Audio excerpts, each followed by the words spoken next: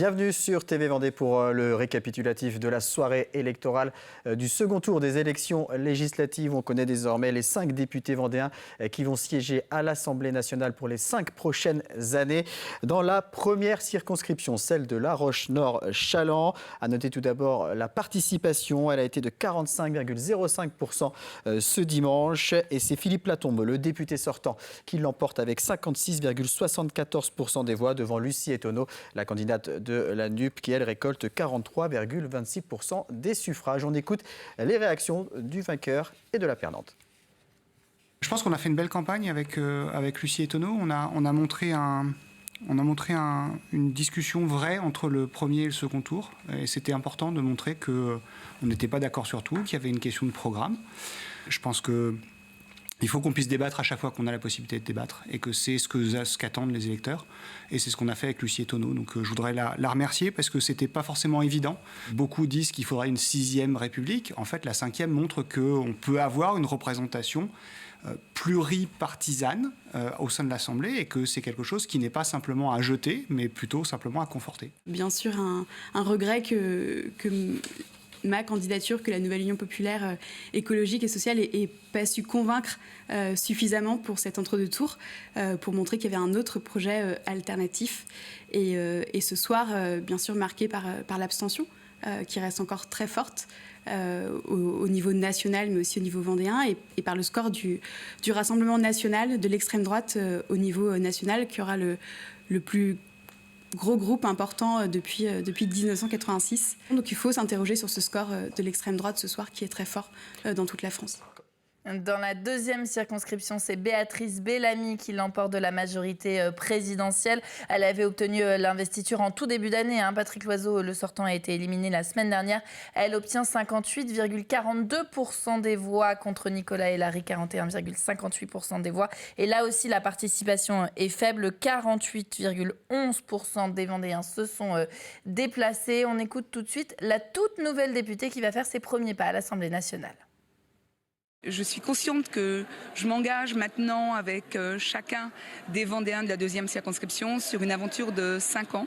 Je suis consciente que la barre est haute, qu'on m'a fait confiance, que je promets, comme je l'ai toujours dit tout au long de la campagne, d'être une élue de proximité, une élue qui aura des comptes à rendre, bien sûr, une élue que vous pourrez rencontrer, que vous pourrez contacter, que vous pourrez appeler, qui aura une permanence sur la ville de La Roche-sur-Yon et qui s'engage en tout cas à vous accompagner et puis à être force de proposition pour chacun d'entre vous au national, à l'Assemblée nationale. Et je vous remercie, c'est l'émotion encore ce soir qui s'exprime, mais un grand merci à tout le monde. Merci.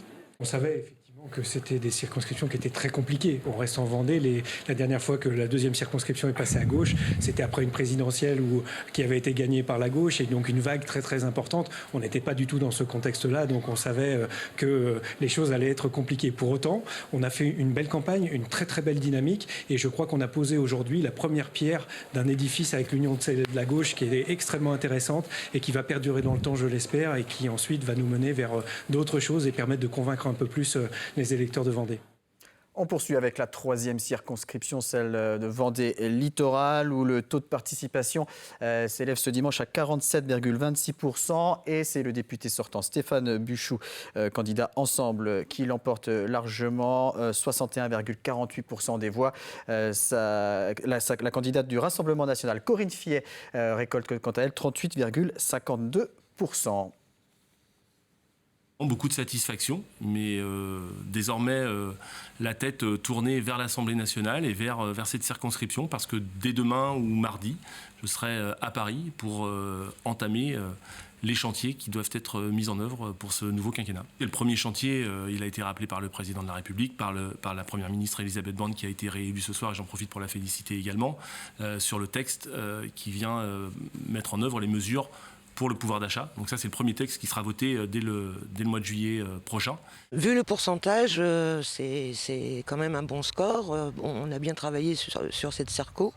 Et j'en remercie d'une part les adhérents et les sympathisants de m'avoir aidé pour le boitage et le collage. Donc, mais bon, oui, c'est un bon score quand même. C'est le fait d'avoir été sur le terrain, d'avoir questionné les personnes, de les avoir écoutées à propos de leur leurs problèmes et c'est là où on se rend compte qu'effectivement il y a un résultat au bout du compte. La 4e circonscription bascule à droite. C'est la seule que la majorité présidentielle ne conserve pas après ce deuxième tour des législatives. La maire des Herbiers, Véronique Besse, arrive largement en tête, 59,69% des voix. Elle devance la députée sortante de la majorité présidentielle, Martine Le Guy-Ballois. Une circonscription où on a vraiment très peu voté. C'est là où il y a le moins de participation. 41,76% seulement sont allés voter. Donc, pour soit Véronique Besse, soit la majorité présidentielle et la députée sortante, qui, je vous le rappelle, a été battue. Je suis vraiment très heureuse ce soir. C'est la confirmation du vote de dimanche dernier. C'est la victoire de la confiance, de la proximité.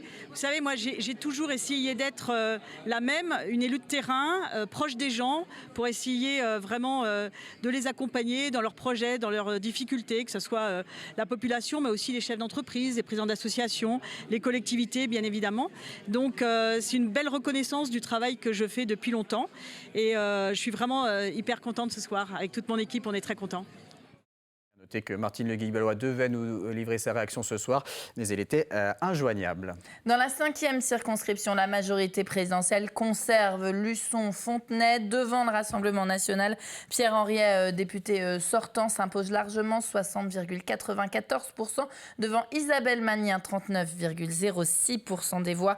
Là aussi, la participation est plutôt faible, seulement 47,52% des voix. On écoute le député réélu. Évidemment, je suis très heureux de ce très gros score ici dans le sud Vendée. C'est évidemment le travail d'implication de 5 années qui vient là vraiment aujourd'hui se concrétiser. Donc ça vient concrétiser tout le travail qu'on peut faire sur le terrain, qui ne se voit pas forcément au quotidien, qui ne se voit pas forcément d'ailleurs dans la campagne, parce que ce n'est pas toujours facile de mettre en avant tout ce travail de fourmi qui est fait au quotidien. Mais en tout cas, c'est aussi une belle concrétisation de cet engagement local que j'ai tenu pendant 5 années. Je m'y attendais aussi, parce que bon, Monsieur Henry est quand même en place, mais ça te jette parce que comme le RN est en forte progression, les résultats très satisfaisants, donc on va continuer et les électeurs ont essayé de montrer leur présence, mais je pense que les gens ils sont indécis, ils ne savent pas trop, ils savent pas qui voter comment, et pourtant on s'est battu pour le programme de Marine, mais je pense qu'il y a beaucoup de personnes indécises. Et on termine avec une dernière réaction, celle de Bruno Retailleau, sénateur et président du Parti Les Républicains en Vendée. Il livre sa réaction sur les résultats de la soirée, notamment les résultats au niveau national. Écoutez. Vous savez, ce qui va se produire ce soir, et vous en êtes sans doute déjà un peu au courant, est un coup de tonnerre. C'est le découplage pour la première fois depuis une vingtaine d'années, depuis que il y a à la fois le quinquennat et surtout l'inversion du calendrier, c'est-à-dire qu'on vote d'abord pour la présidentielle puis ensuite pour les législatives, ce qui fait que souvent les législatives sont une sorte de réplique sismique, une sorte d'amplification de la présidentielle. Or, pour la première fois historiquement depuis 20 ans, depuis que ces deux réformes ont été instituées en 2002, eh bien, il n'y aura pas cette amplification. Emmanuel Macron n'aura pas de majorité absolue, très loin de là, et ça va être un quinquennat très très compliqué. C'est, si j'ose dire, le retour de la 4e République, malheureusement. Voilà ce qu'il fallait retenir de cette soirée électorale du second tour des élections législatives. L'actualité revient à 12h30 sur TV Vendée avec le journal.